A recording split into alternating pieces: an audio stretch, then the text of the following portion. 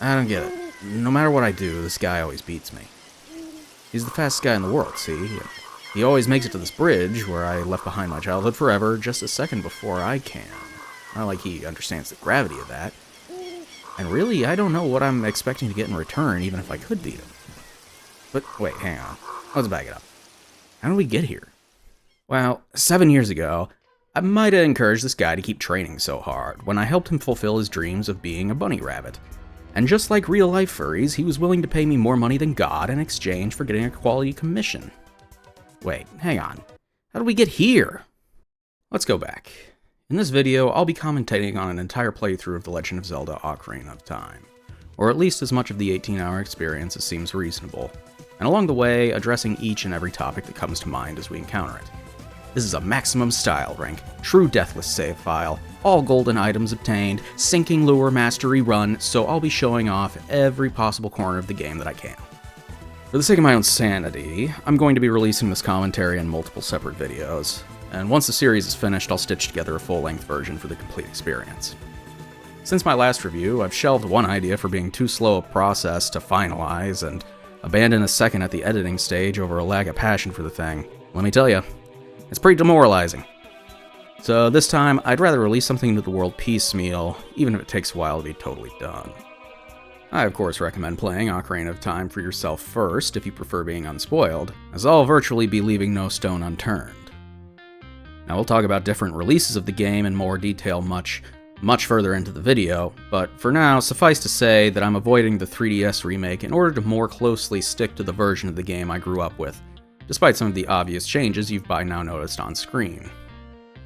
In the past, I've used Project 64 for my N64 emulator needs, but since version 4.0 still hasn't released, I was planning on upgrading to RMG, Rosalie's Mupen GUI, for this playthrough. That was, until I learned about the Zelda Reverse Engineering decompilation project. Now, I'm not a master hacker man, so apologies in advance if my understanding here is inaccurate. The basic idea is that, since data from N64 cartridges doesn't cleanly translate between programming languages, it used to be very hard to do much of anything with N64 ROM files you may have ripped from cartridges onto your computer. It's like if you went to a random restaurant in Italy and tried to place an order by speaking exclusively in Mandarin. Because that data couldn't be manipulated to play nicely with your computer's operating system, fan communities spent decades developing emulators, which are literally attempting to be a software imitation of the hardware of an N64 console. We may not be able to read the code that is going into an N64, but if we manage to mimic its exact physical processes, we can at least produce a similar output. So, to continue our restaurant analogy, maybe you don't speak Italian, but what if you just phonetically repeat everything that the previous customer said? You might manage to get some food after all. What the decompilation project did is that a group of fans somehow managed to figure out what every single function of the Ocarina of Time code was for, and from there detranslated the code into a more common computer language that can be actually used. So instead of having to speak Italian, you just point at a photo of the meal you want on the menu. Or something. I don't know. This analogy only goes so far. But, practically speaking, what does any of that mean for you? Decompiled code sure sounds fine and all, but you still need some kind of software or game engine to do something with it.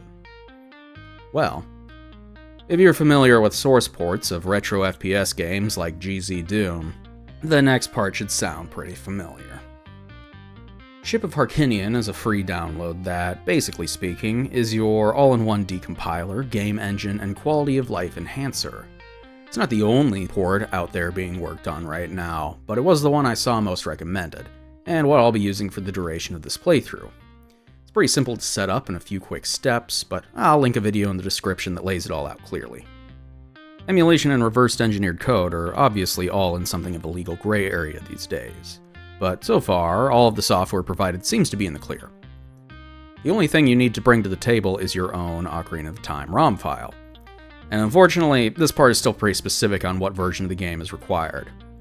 A PAL region, debug enabled, non-Master Quest Edition GameCube ROM. Something with a file name similar to, I don't know, this for example. Now that sounds pretty rare and hard to get your hands on, right? Probably be next to impossible to track down and buy an official copy of such a peculiar version of the game. Anyways, here I am with my copy of Ocarina of Time.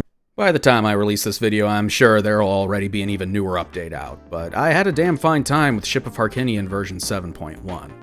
There will be a few quirks you'll likely notice throughout the run, some of which are just an inherent consequence of running Ocarina of Time at higher fidelity settings than the game was originally designed to include, but the port comes bundled with settings to quickly revert it to N64 visuals if you want.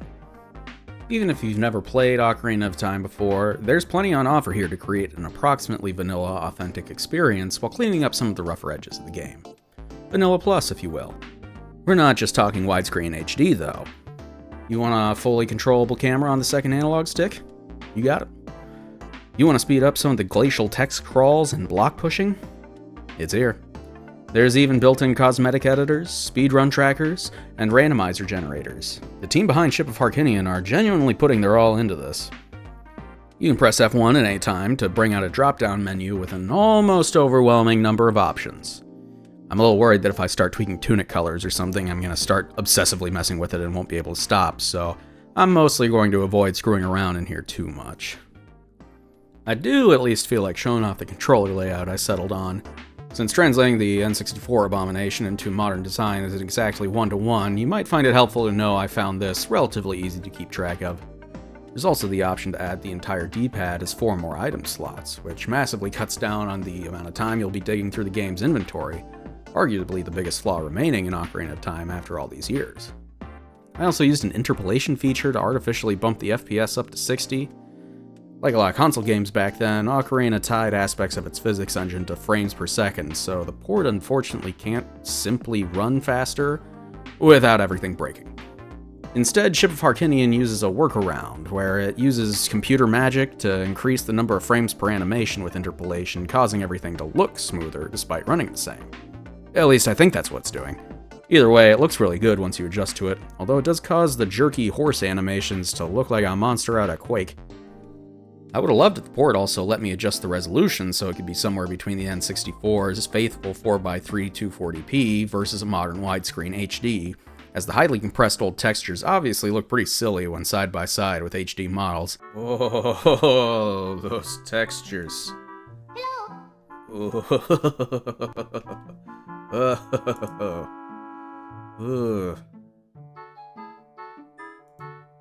Yeah, there we go.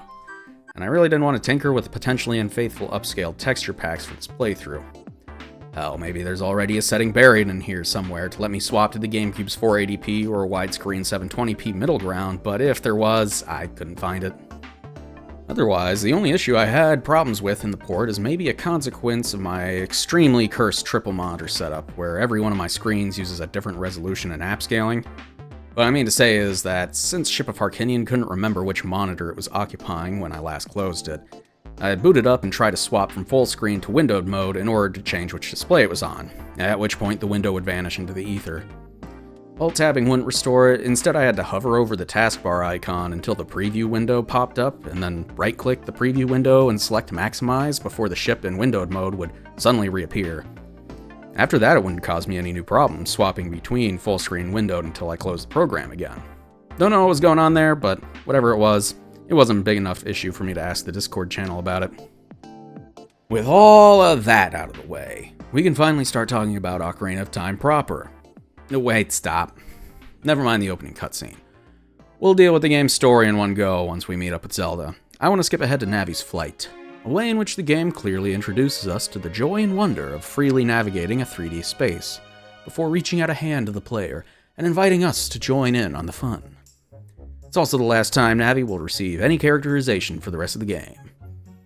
Ocarina of Time was clearly designed under the mindset that players may have never navigated a 3D game before, despite audiences having already had a full 2 years to experience the paradigm shift of Bubsy 3D.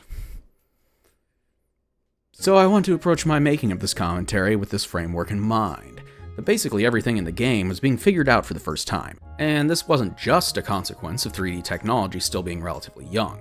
Ocarina of Time may have blazed the way for all action-adventure games to come, but it wouldn't be until the next console generation that other series could capitalize on the qualities that set Zelda ahead of the pack. Nor was this simply the result of Ocarina being Nintendo's largest project by a wide margin as of 1998. No, there were special advantages of the N64 that simply were not possible on the PS1 or Sega Saturn. The N64's cartridges may have seemed antiquated at first glance due to their lower storage capacity than CDs at the time. The leg up in space available on discs is what allowed pre-rendered cutscenes, voice acting, high-quality sound effects, and massive orchestral soundtracks on contemporaries like Final Fantasy VII, Resident Evil 2, and Metal Gear Solid 1. To the point that Nintendo spent much of Ocarina's early development intending to release the game for the N64's planned disk drive add-on. But disk readers were also much slower than stationary cartridges. The advantage in RAM meant that, with proper skill and resources behind it, the N64 could produce much larger environments than the competitors with real-time day-night cycles, faster-paced action, and minimal load times. The team weren't able to get their vision of Ocarina working with discs, so no one agreed for the disk drive add-on when it was cancelled. And as we'll discuss later, a limited soundtrack and lack of voice acting may have only served in the game's favor. Obviously, none of the technical advantages of the console would have mattered if the gameplay wasn't solid. And this right here is the heart of why new players can pick up Ocarina for the first time to this day and enjoy it without qualifiers. Link is still extremely satisfying to control, and navigating the literal treehouse playground of Kokiri Village during the game's soft tutorial capitalizes on this, when asking you to gather money for a shield by letting you get to grips with movement, contextual jumping, controlling the camera, reading signs, and speaking with NPCs at your own pace. If it isn't the blowjob brothers. We'll have plenty of time to dig into all of these things in detail individually as the playthrough goes on. For now, something weirdly specific I want to draw attention to is the item get animation, just as an example of how big a deal the 3D was at the time. See, in Zelda games that came after the novelty wore off, getting an item always made sure to include Link's expression in the frame. See, player, this is how you should feel. But in the N64 games, all glory is bestowed upon a high-quality model of what you just discovered, with the most of Link you see usually being just his fingertips, except in the case of major story items. I absolutely adore these things, and you will be soaking in their splendor with me for the rest of this playthrough. But the Cave of Z we obtained the Kokiri sword in also demonstrates for us that, despite Ocarina's efforts to make certain areas feel lifelike, it hasn't fully managed to do away with spaces that are noticeably video gamey. The Kokiri houses are abstracted, but believable. The hidden alley in the village with a forever rolling death ball is not. Now, Majora's Mask learned to lean into the artificial spaces, resulting in many enclosed areas feeling like explorable dioramas, which is probably a better way of approaching cartoony graphics overall. But Ocarina continuing to fence it indecisively for its entirety gives it a kind of uncanniness that's difficult to deliberately replicate. It's no wonder liminalists take a liking to 5th generation graphics, so frequently do they sit in this in-between of realism and fantasy, unable to commit to either. What's that supposed to be? Oh no, wait, it's the Emerald. The Chaos Emerald. Gearing up with both the sword and shield lets us get past the village hall monitor Mido, and I hate to keep saying this, but we'll get back to him and Saria and the Kokiri in general later. Oh, you're wearing an undershirt? Yeah, I get it. Sometimes, you don't want the pit stains or whatever.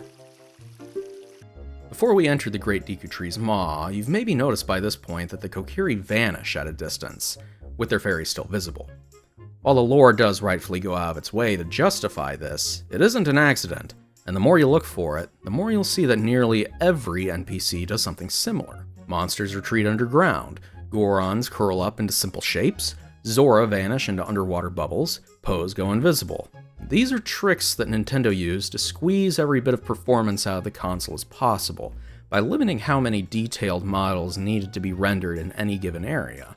But by giving them in-universe immersive justifications, is just one way in which the team took a limitation and turned it into a feature of the finished game.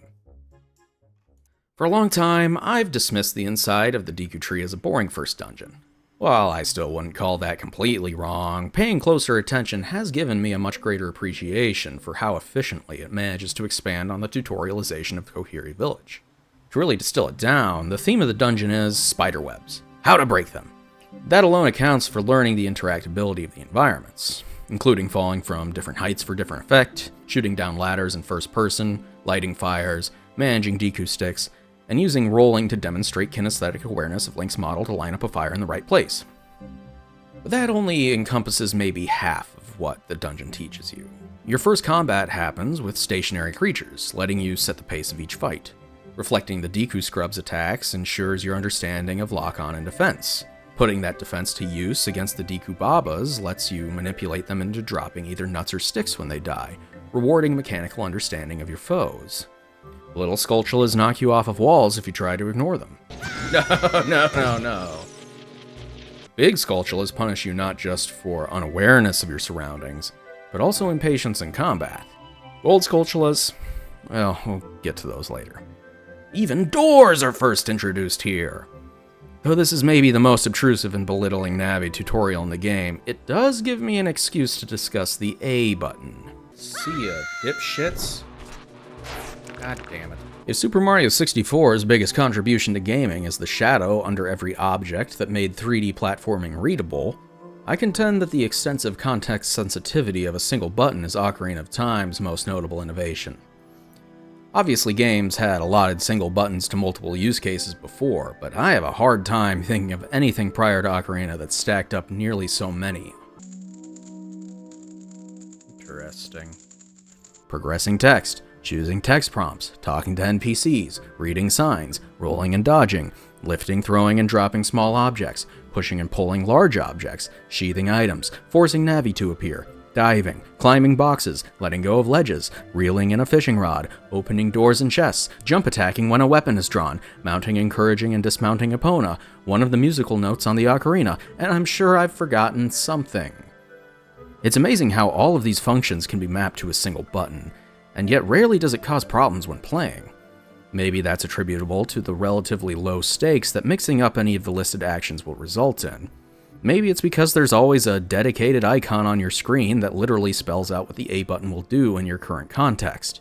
Either way, this much context sensitivity ironically works this well only in Zelda's exact context. Anything attempting to be more action-packed or immersive would suffer from it.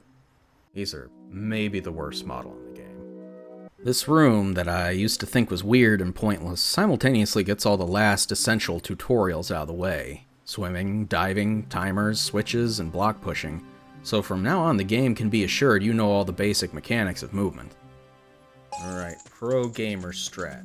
You go around the edge, they can't even tell you're here. But I'm not here for pro gaming. One more thing to note before the boss is a small touch. But I'm glad there's a few sentient baddies around that Link deals with non-lethally. Not only are their dialogues a better way of providing hints than Navi or a sign to read would be, but it also lets us believe everything could still be alright. It reinforces the innocence of the Kokiri Forest before the Deku Tree unexpectedly dies, and it establishes that Link is a good kid. He's not out here to kill monsters, he wants to do the right thing. Oh, really? I'm supposed to hit her with my sword. No shit. The addition of cinematic boss intros and name drops is a technique that fits in so flawlessly with Ocarina that it's surprising they weren't a staple of the Zelda series from day one. The simple act of walking into a boss room and freezing for a moment in awe to take in the beast before you that naturally occurred in previous entries is effortlessly stretched into a minor cutscene. And it would have been easy to draw the line there. But Yoma, and the rest of the boss intros, are universally excellent in part because of their build-up. In later dungeons, new players will know to anticipate a boss reveal, so for the first one, the team made sure that the Deku Scrubs allude to Goma's presence. Is there a Mr. Queen Goma? Oh. Then you're placed in an expansively empty cavern of a room, assaulted with the crunchy, crawly noises of a creature obscured by darkness and fog, and forced to face the camera toward the indistinguishable source of that disturbance before the confrontation can begin. Though this style of eyeball-based boss encounter would go on to be one of the most overplayed cliches in the series, this incarnation of Goma accomplished exactly what it needed to, both in making the leap to 3D and in being the first blip of difficulty in the game. An experienced player can lock her down for a quick kill with Deku Nuts and crouch stabs and the like, whereas disoriented first-time N64 controller wranglers will inevitably find themselves scrambling to slingshot her pinpoint eye on the ceiling after she escapes to spawn baby backup brawlers. But even if they're out of seed bullets, players who are quick to realize what's happening can lay into the eggs before the situation can escalate. There's just enough mechanical wrinkles to the fight that, with a larger health pool, Goma likely could have been placed anywhere later in Ocarina and fit in with the overall mechanical difficulty curve that the bosses represent. That is to say, despite being the tutorial boss, Goma isn't brain dead simple. And you know what? A little respect goes a long way toward a memorable intro. And unfortunately, that's where we're going to be stopping today. As I said at the start of the video, this is just part 1 of what's going to be far too long a project for me to tackle in one go. It'll probably be another month or two until the next part drops, so if you like the way things are going, remember to subscribe to my channel so you don't miss out on episode 2. With the ship of Harkinian set up and early game explanations out of the way, we'll be talking the vacuous Hyrule field, the almost RPG-ish NPCs of Hyrule Market, my hatred for forced stealth sections, and the design of the Manendorf himself next time, so I hope you'll join me. Until then, thanks for watching. I'll see you again in 20 5 years.